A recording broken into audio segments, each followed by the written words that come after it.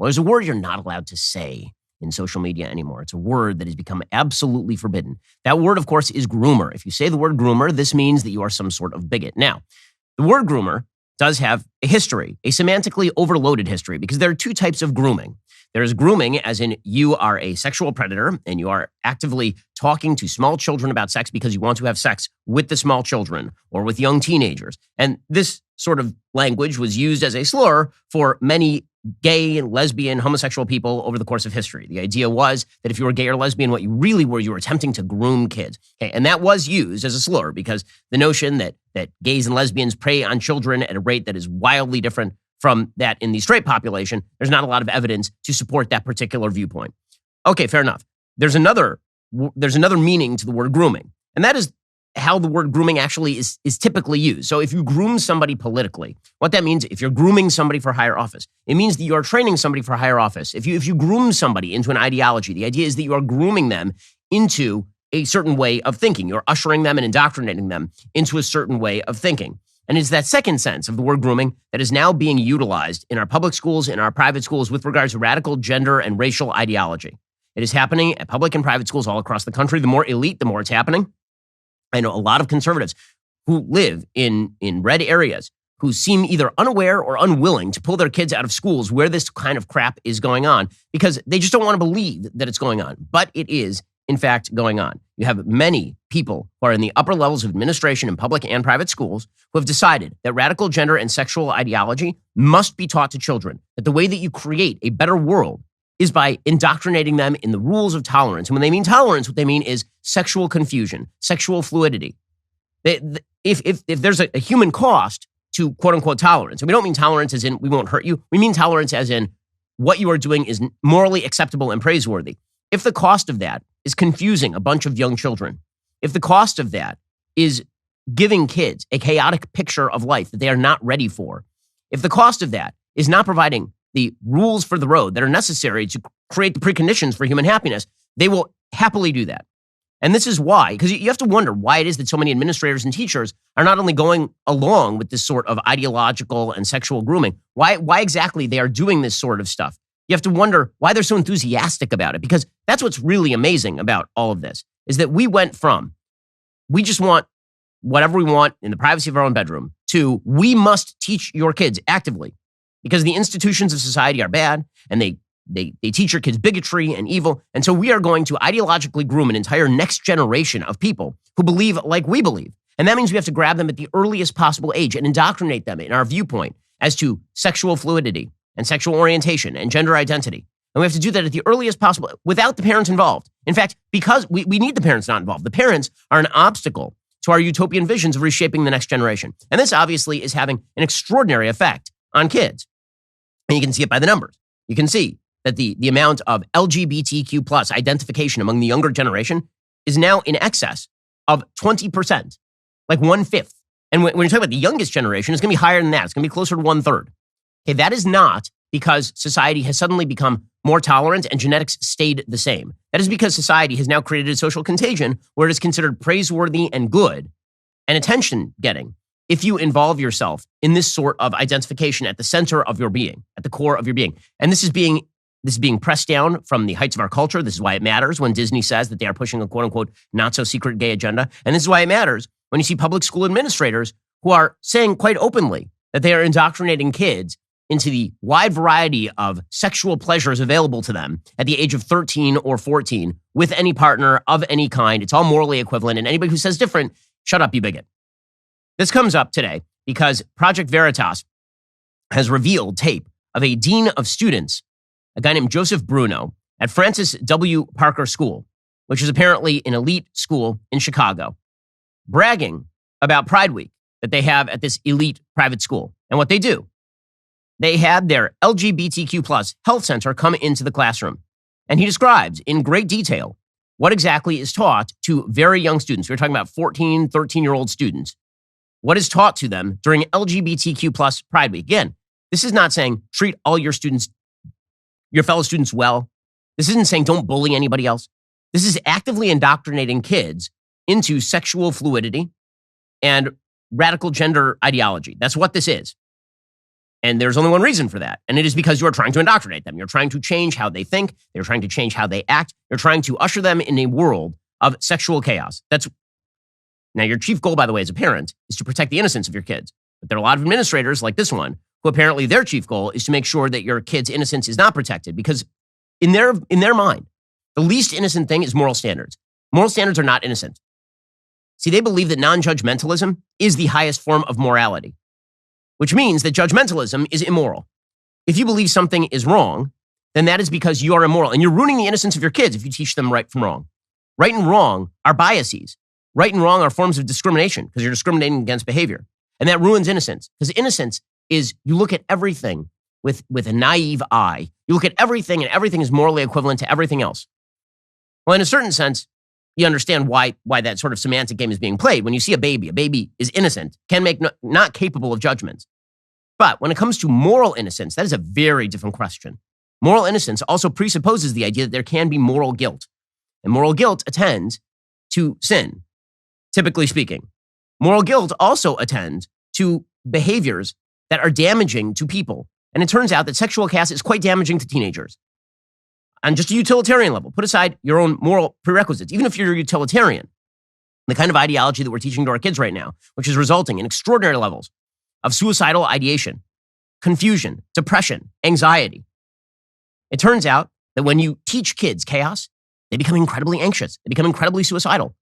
This is not any sort of mystery. We've known this in psychology for literally decades. There's nothing new about this. It turns out that kids, more than any other species of being, kids are prone to choice paralysis. And when they are faced with an enormous number of choices, and they understand the consequences of none of them, and you refuse to teach them the consequences of any of them, they become anxious and confused. Kids need rules of the road. But we now have an entire system that is predicated on the idea that if you teach kids rules of the road, this makes you a bigot. And so we have to indoctrinate you. If the needle is moved in one direction toward traditional morality, it's not enough to go to sort of some moral neutral. We just won't teach this stuff in school. We actually have to push all the way to the other side, which is essentially promiscuity or polymorphous perversity in the Herbert-Marcuse model. I don't know how else to explain what you're about to hear from Joseph Bruno, the Dean of Students at Francis W. Parker School. I had our LGBTQ plus health center come in. They were passing around butt plugs and dildos to my students, talking about queer sex, using lube versus using spit. Meet Joe Bruno, Dean of Students at the prestigious Francis W. Parker Private School in Chicago, which happens to charge $40,000 per student. They're just passing around dildos, butt plugs. The kids are just playing with them. They're like, how does this butt plug work? How do we do, how does this work? That's a really cool part of my job. Wow. I mean, they teach them about lube. They teach them about spit. Joseph Bruno goes on to talk about how the kids pass around dildos and butt plugs. I kid you not, in this clip. And this apparently is what kids must be taught at the age of 14. And by the way, it's not just radical sexual ideology. It's also radical gender ideology. In fact, if you just go to the Francis W. Parker School website right now, they have an upcoming event, January 23rd, starring the writer, speaker, and internet yeller, Ijeoma Oluo, in So You Want to Talk About Race, for the 5th annual Dorita and Robbie Robinson Diversity, Equity, and Inclusion and Belonging speaker. Wow, they've now turned it not just into DEI, it's now DEIB, Diversity, Equity, Inclusion, and Belonging speaker. They also have a lecture on January 19th from Dr. Daniel Siegel, Intraconnected, Self, Identity, and Belonging. All of this sounds just wonderful, wonderful, totally apolitical stuff. All of this is part of a broader agenda, and that is to inculcate in the youngest generation a complete aversion to any sorts of rules, to any sorts of roles, to any sorts of tradition. And to say to these kids that you are basically a Cartesian sexual being that exists in opposition to your body very often, right? This is how you end up with trans ideology, is the idea that you're sort of a disconnected soul in a meat body, and that all you have to do is shift your meat body to meet with the dictates of your soul, and then you will be all right. But then that's why your real sex is what you feel inside. It is not your body. Your body is just sort of a meat suit that you wear around all day. This bizarre notion that the core of identity lies in an amorphous view of your own sexual identity, it is so core to what all of the left is now teaching, the radical left anyway. All of the radical left is predicated on the idea that institutions, historic institutions, are shot through with racism and sexism and bigotry, and they have to be torn down. And the best way to tear them down is grab the kids and grab them early and groom them into this ideology and make them messengers of the ideology. Now, there are a lot of conservative parents who just are unaware of this. A lot of conservative parents, they're still operating on the same track that their parents and their grandparents were operating on. And they're trying to climb that ladder of success. And the way that you climb that ladder of success, historically speaking, is you do fairly well financially. You send your kids to a better school than you did. Your kids send their kids to a better school than they did. And eventually, one of your kids gets into Harvard, becomes super rich, and that's sort of the culmination of the American journey. There's one problem with this. There's a lot of baggage that comes along with this these days. And if you are more interested in climbing the ladder of financial and material success than in protecting the innocence of your kids, if you're willing to ignore the indoctrination of your kids, the targeting of kids for this sort of ideological grooming, and I keep using the word over and over because that's what it is. It is indoctrination into a particular idea about life, into a particular worldview, and it is terrible for children. You're going to have to show me why it's better for kids to teach them that all forms of sexual activity are morally equivalent and good, why it is necessary to show 13, 14-year-old kids butt plugs and dildos, as this dean of students is talking about. You're going to have to explain to me why 5-year-olds should be exposed to drag queens, or for that matter, why drag queens feel the necessity to expose themselves to 5-year-olds. And why exactly do they feel that that is a good thing? And the answer is they feel that that's a good thing because they are going to Pied Piper-like take your children from you, and then they're going to return your children in a different form. They're going to indoctrinate your kids, and then they're going to send your kids home, and your kids are going to argue with you that you don't accept your kids as they are. They are placing kids in opposition to their parents. And the truth is, very often, they're just outright and upfront about all of this. In fact, just a few years ago, I think this is maybe the single most telling video in the history of all video. The San Francisco Gay Men's Choir did a song, and it was all about how they were going to take away your children. We're going to indoctrinate your children. The lyrics to that song say, "We will convert your children." That is literally the title of the song. We can play a little bit of it. I will convert your children, then we'll turn to you. Giving up the fear inside is freeing like you never knew. Go and see San Francisco. Go and turn up that disco. You'll forget you were ever upset. We'll convert your children and make an ally of you yet. The lyrics to that song go like this.